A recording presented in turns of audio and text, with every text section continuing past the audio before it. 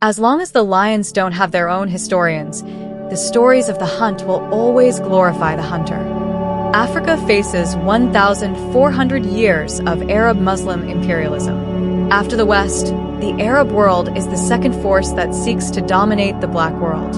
As long as the Arabs living in North Africa feel more attached to their racial brethren in the Middle East than to the rest of Black Africa, we will have the duty and the right to defend ourselves against this racist attitude. These were the words of the great scholar Cheikh Anta Diop in his book, Tropic. Let us begin by presenting the plain truth about these North African countries. Look at this map. The Arab League is an international organization that unites countries identifying themselves as Arab. It was founded by Gamal Abdel Nasser, the former president of Egypt and a prominent advocate of Pan-Arabism. The headquarters of the Arab League are in Egypt, a country with a rich history that holds significant relevance to many Black African nations. The Arab League's influence extends beyond North Africa, reaching other parts of the continent. In West Africa, Mauritania is a member, while in East Africa, Somalia and Djibouti are part of the League. Despite their predominantly Black populations, Somalia and Djibouti are associated with Arab identity, largely due to the influence of Islam. The Arab League's presence is also felt near Central Africa, with Sudan being a member. This widespread membership highlights the cultural and political influence of the Arab world. Interestingly, about two-thirds of the land area of the Arab League states is actually located in Africa. This expansion of Arab influence into the African continent has significant implications. It has led to the gradual pushing of Black African communities further south, reducing their living space and freedoms. In this video, we will expose how the growth of the Arab world in Africa is impacting the lives and liberties of Black African populations, making it a matter of vital importance and concern. In April 1989, a tense situation unfolded between Senegal and Mauritania, leading to significant unrest. The government of Mauritania, predominantly Arab Berber, used a border dispute as an opportunity to carry out widespread discrimination against its Black citizens. Black Mauritanians, including government workers, military members, and private company employees, were unjustly arrested and had their identification documents confiscated. They were forcibly sent to neighboring countries like Senegal and Mali.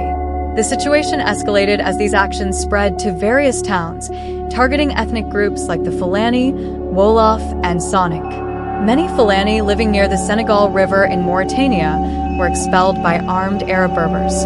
Their lands and homes were seized, and even the names of their villages were changed to Arabic names. This tragic period, often referred to as ethnic cleansing, resulted in an estimated 120,000 to 200,000 Black Mauritanians losing their homes, properties, and national identities, leading to a significant refugee crisis in Senegal with long-lasting effects. Many Africans view this issue through the lens of a long history of enslavement since the Arabs' arrival on the continent.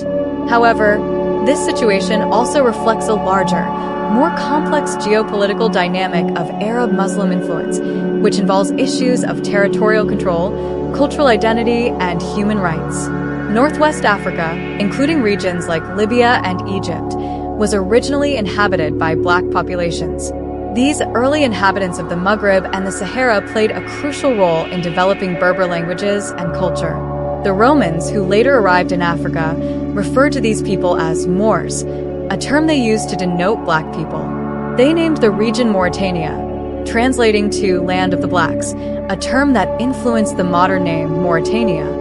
In the 6th century, Arab forces entered the continent, establishing their control over North Africa, including Egypt, and spreading Islam throughout the region. Despite being a minority, the Arabs allowed the Islamized Moors to govern the Maghreb. Later, from the 16th century, the Ottoman Turks expanded their empire from Egypt to the edges of Morocco. Starting from the 8th century, these Muslim rulers, particularly the Turks in later periods, engaged in the enslavement of both Black populations south of the Sahara and some Moors, as well as millions of white European Christians, many of whom were Islamized over time. This situation led to a significant change in the demographic composition of the Maghreb. The region became predominantly mixed and white, with Blacks becoming a minority. This shift was so pronounced that in Mauritania, a distinction was made between Black Berbers and White Berbers, reflecting the diverse racial and cultural history of the region. The original meaning of the word Moor has faded over time. Historically, it referred to the indigenous Black inhabitants of Northwest Africa. However, in modern times, some Arab Berber groups, who are predominantly white, have redefined the term to refer exclusively to themselves. They even claim that Mauritania, which historically meant land of the blacks, now signifies land of the white Berbers. This reinterpretation of language is a tactic used by these groups to assert their influence and dominance in Mauritania, a West African country. This situation highlights an ongoing, yet often overlooked, struggle between African and Arab Muslim influences in the region. In Mauritania, a minority group known as Bidanes, who are white and make up about 25% of the population, hold significant power, wealth, and privileges. The Arab Berbers in Mauritania have established a system where Black Moors, known as Haratan, who are nearly half the population, face severe discrimination and are often subjected to slavery. Islam plays a crucial role in maintaining this power structure. The white Arab Berbers, partly of Arab origin, see themselves as divinely superior due to their Islamic faith. They believe they are inherently superior to Black people, whom they consider to be of pagan origin and naturally destined for slavery. This belief is rooted in their interpretation of Islamic texts, with the expectation that Islamized Blacks will accept this hierarchy as divine will. Since Mauritania's independence, there has been an effort to align the country more closely with Arab Islamic identity, predominantly to benefit the white Arab Berbers. A similar situation is seen in neighboring Mali, where light-skinned Tuaregs in the north, who have also been involved in the Arab slave trade, face distrust from the Black Malinke population and feel excluded from governance. The Tuaregs, who historically were Black but have become lighter-skinned over time, often view darker-skinned Tuaregs and others as inferiors or slaves.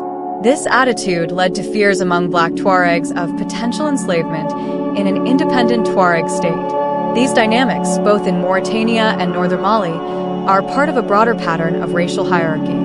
This perception of Blacks as natural slaves is deeply ingrained in some Arab and white Berber societies to the extent that the term abid, slave, is commonly used to refer to Black people.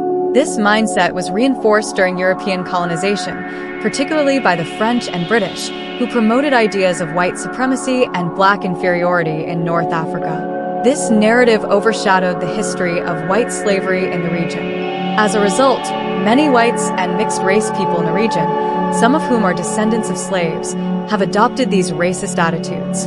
While they consider themselves inferior to European whites, they regard themselves as superior to Blacks, often expressing this through overt violence and discrimination. This complex historical and social context has led to persistent racial tensions and inequalities.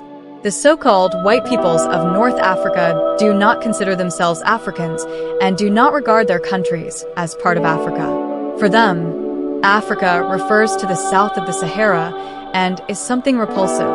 In Morocco, Algeria, and Tunisia, Black populations face significant challenges. They often experience harassment, including insults and even spitting. In the media, they are typically portrayed in subservient roles, such as servants. In some cases, such as in Tunisia, they are even buried in segregated cemeteries. Furthermore, their historical contributions to the region are largely unrecognized or denied. The issue extends beyond religious differences to include an obsession with whiteness and the perceived superiority of lighter skin. Historically, in the 14th century, Arab invaders conquered northeastern Sudan, overthrowing its Black Christian kingdoms.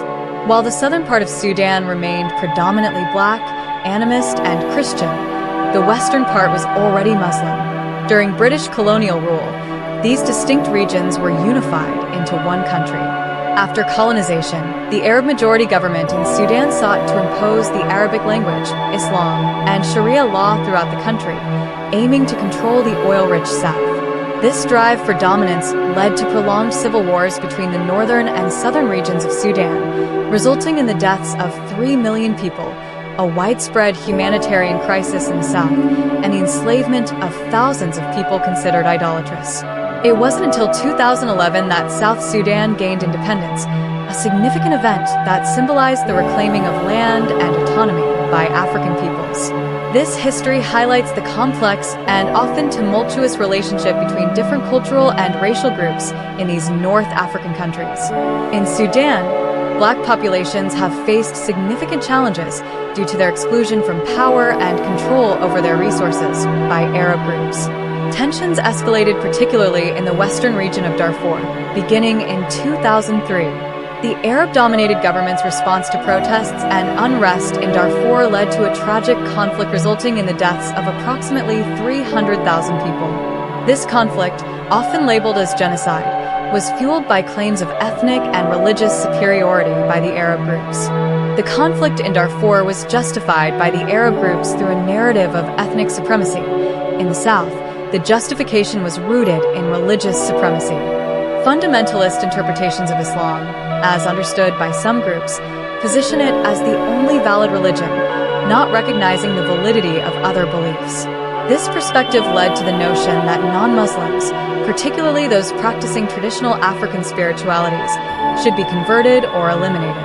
This belief system views Africa, with its diverse spiritual traditions, as a land needing to be redeemed by Islam. In this context, Sudanese Arabs often claim to be the true representatives of Sudan. However, this claim overlooks the fact that the name Sudan itself is derived from the Arabic word for black, historically referring to the region's black inhabitants.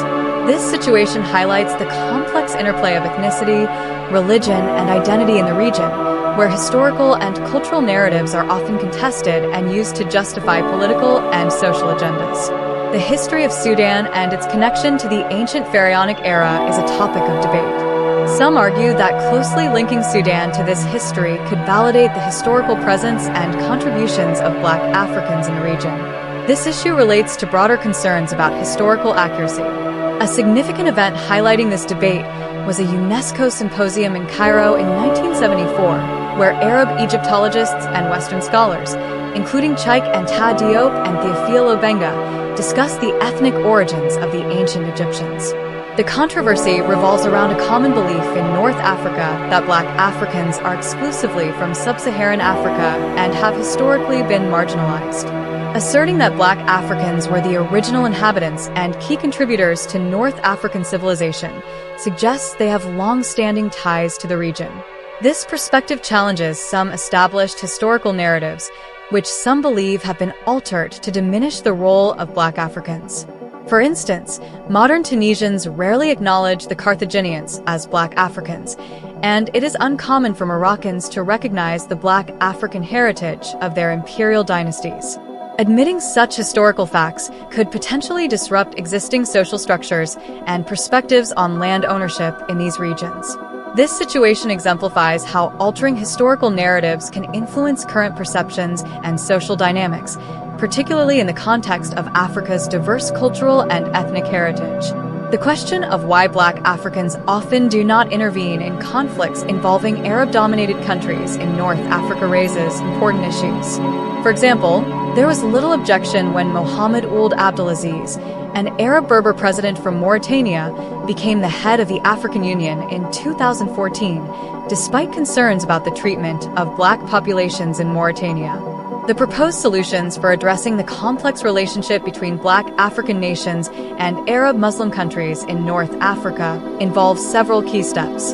Recognizing distinct futures, it is suggested that there should be an acknowledgement of the separate paths of the Black and Arab Muslim worlds. This perspective argues that the African Union, in its current form, should be re-evaluated and possibly replaced with a union exclusively for Black states. The idea is that a union of only Black African states would be more effective, particularly in military terms, in addressing conflicts and challenges specific to these nations. Cultural and religious considerations. The proposal includes controlling the spread of Islam in Black African countries. The recommendation is to promote African vitalism, a concept championed by Cheikh Anta Diop, which emphasizes the celebration and glorification of Black identity and culture. The aim is to strengthen cultural identity and reduce the influence of foreign languages like Arabic, especially in countries like Chad, where Arabic is an official language. Historical accuracy. Emphasizing the importance of historical truth about the primary presence and civilizing role of Black Africans throughout the continent, especially in North Africa, is seen as crucial. This approach focuses on asserting the historical claim of Black Africans to the entire continent, challenging narratives that minimize their contributions and presence, particularly in North Africa. Action against slavery. Specific measures are called for to address and end the practice of slavery in countries like Mauritania. This action is seen as a critical step in ensuring human rights and dignity for all Africans. These solutions highlight the need for a more unified and self-determined approach among Black African nations in addressing their unique historical, cultural, and geopolitical challenges.